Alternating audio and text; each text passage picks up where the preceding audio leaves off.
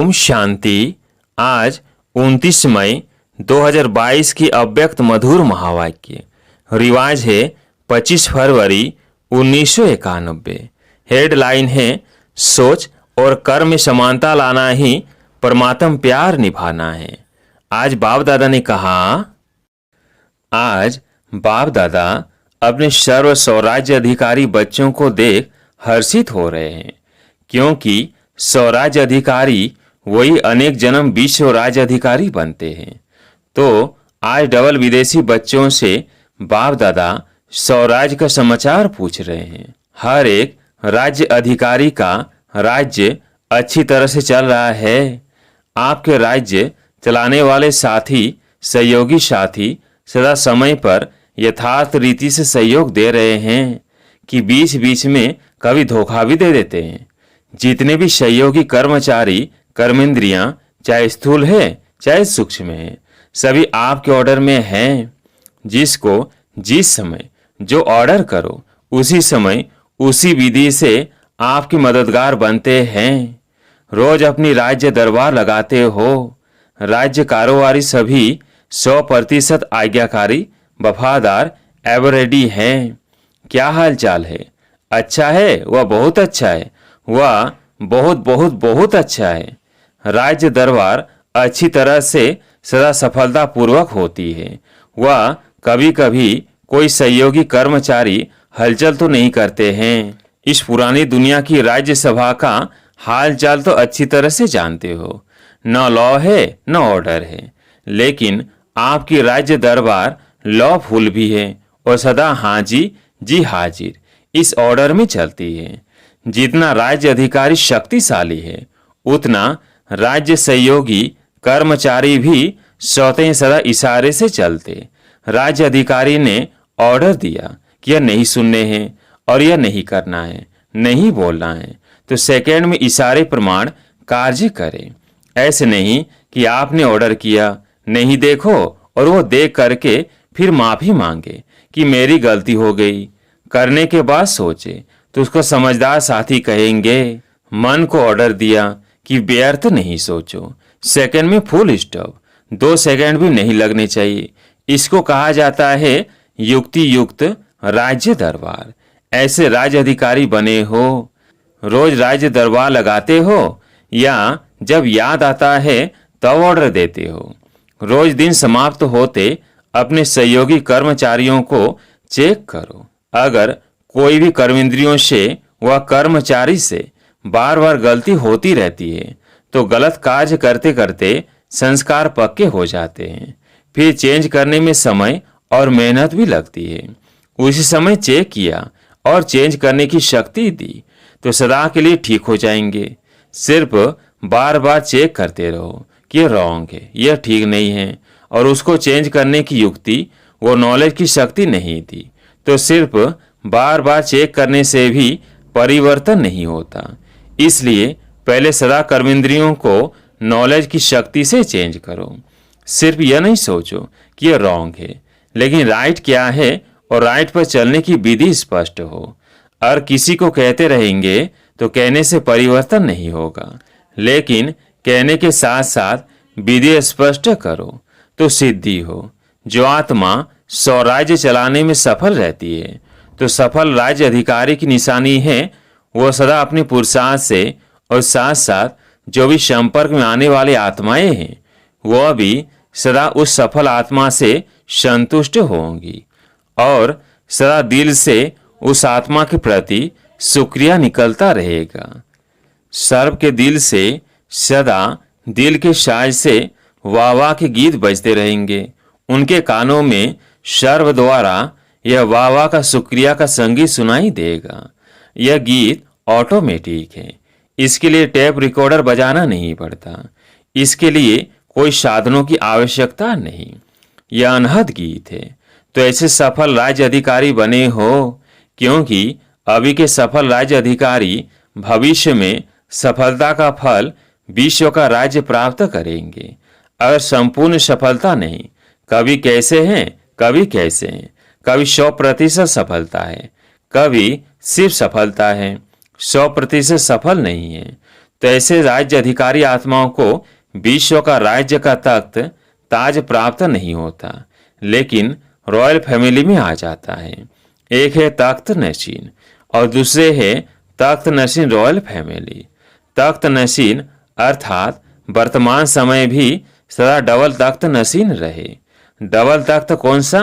एक अकाल तख्त और दूसरा बाप का दिल तख्त।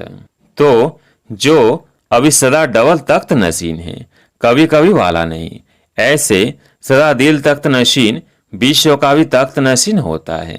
तो चेक करो, सारे दिन में डबल तख्त नशीन रहे। अगर तख्त नशीन नहीं तो आपके सहयोगी कर्मचारी कर्मेंद्रियां भी आपके ऑर्डर पर नहीं चल सकती। राजा का ऑर्डर माना जाता है, राज्य अर्थात तख्त पर नहीं हो और वो ऑर्डर करे तो माना नहीं जाता है। आजकल तो तख्त के बजाय कुर्सी हो गई है। तख्त तो खत्म हो गया, योग्य नहीं है तो तख्त गायब हो गया है। कुर्सी पर है तो सब मानेंगे, अगर कुर्सी पर भी नहीं है तो सब नहीं मानेंगे। लेकिन आप तो कुर्सी वाले नेता नहीं हो, स्वराज अधिकारी राजे हो। सभी राजा हो कि कोई प्रजा भी है, राजयोगी अर्थात राजा। देखो कितने पदम पदम पदम भाग्यवान हो। दुनिया उसमें भी विशेष विदेश हलचल में है। वह वार और हार की दुविधा में है। कोई हार रहा है, कोई वार कर रहा है और कोई हालचाल सुन करके उसी हलचल में है। तो वह हार और वार की हलचल में और आप हो बाप दादा के प्यार में। परमात्म प्यार दूर दूर से खींच कर लाया है। कैसे भी परिस्थितियां हो, लेकिन परमात्म प्यार के आगे परिस्थितियां रोक नहीं सकती। परमात्म प्यार बुद्धिवान की बुद्धि बन परिस्थिति को श्रेष्ठ स्थिति में बदल लेता है। डबल विदेशियों में भी देखो, पहले पोलैंड वाले कितने प्रयत्न करते थे, असंभव लगता था। और अभी क्या लगता है? रसिया वाले भी असंभव समझते थे, चाहे 24 घंटा भी लाइन में खड़ा रहना पड़ा। पहुंच तो गए ना, मुश्किल सहज हो गया तो शुक्रिया कहेंगे ना। ऐसे ही सदा होता रहेगा। कई सोचते हैं अंत में विमान बंद हो जाएंगे, फिर हम कैसे जाएंगे? परमात्म प्यार में वह शक्ति है जो किसी की आंखों में ऐसा जादू कर देगी जो आपको भेजने लिए परवश हो जाएंगे। लेकिन सिर्फ प्यार करने वाले नहीं, लेकिन निभाने वाले हो। निभाने वाली आत्माओं से बाप का भी वायदा है, अंत तक हर समस्या को पार करने में प्रीति की रीति निभाते रहेंगे। कभी कभी प्रीत करने वाले नहीं बनना, सदा निभाने वाले प्रीत करना। अनेकों को आता है, लेकिन निभाना कोई कोई को आता है। इसलिए आप कोई में कोई हो। बाप दादा सदैव डबल विदेशी बच्चों को देख खुश होते हैं, क्योंकि हिम्मत से बाप की मदद के पात्र बन अनेक प्रकार की माया के बॉन्डेज और अनेक प्रकार के रीति रिवाज और रस्म के बाउंड्रीज को पार करके पहुंच गए हैं। ये हिम्मत भी कम नहीं है। हिम्मत सभी ने अच्छी रखी है, चाहे नए हैं चाहे पुराने हैं, दोनों बैठे हैं। बहुत पुराने से पुराने भी हैं और इस कल्प के नए भी हैं। दोनों की हिम्मत अच्छी है। इस हिम्मत में तो सभी नंबर 1 हो। फिर नंबर किस बात में है? डबल विदेशी विशेष पुरुषार्थ करते हैं और रुहियान में भी कहते हैं 108 की माला में जरूर आएंगे। कोई क्वेश्चन करते हैं कि आ सकते हैं? आने अवश्य हैं। डबल विदेशियों के लिए भी माला में सीट रिजर्व है, लेकिन कौन और कितने वो आगे चल सुनाएंगे। तो नंबर क्यों बनते हैं? हर एक अपने अधिकार से कहते हो मेरा बाबा है, तो अधिकार भी पूरा है, फिर भी नंबर क्यों? जो नंबर 1 होगा और नंबर 8 होगा, जो नंबर 1 होगा और नंबर 8 होगा, दोनों में अंतर तो होगा ना। इतना अंतर क्यों पड़ता? 16,000 की तो बात छोड़ो, 108 में भी देखो, कहाँ 1 कहाँ 108। तो क्या अंतर हुआ? हिम्मत में सब पास हो, लेकिन हिम्मत के रिटर्न में जो बाप और ब्राह्मण परिवार द्वारा मदद मिलती है, उस मदद को प्राप्त कर कार्य में लगाना और समय पर मदद को यूज करना।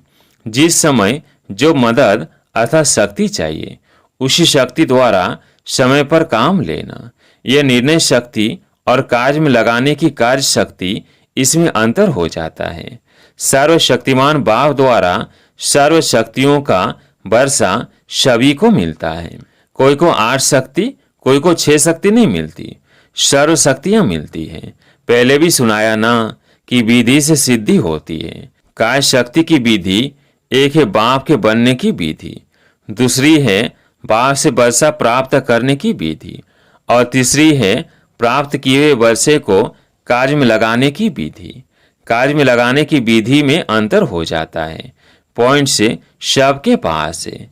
एक टॉपिक पर वर्कशॉप करते हो तो कितनी पॉइंट से निकालते हो, तो एक पॉइंट बुद्धि में रखना, यह एक विधि, और दूसरा है पॉइंट से बन पॉइंट को कार्य में लगाना।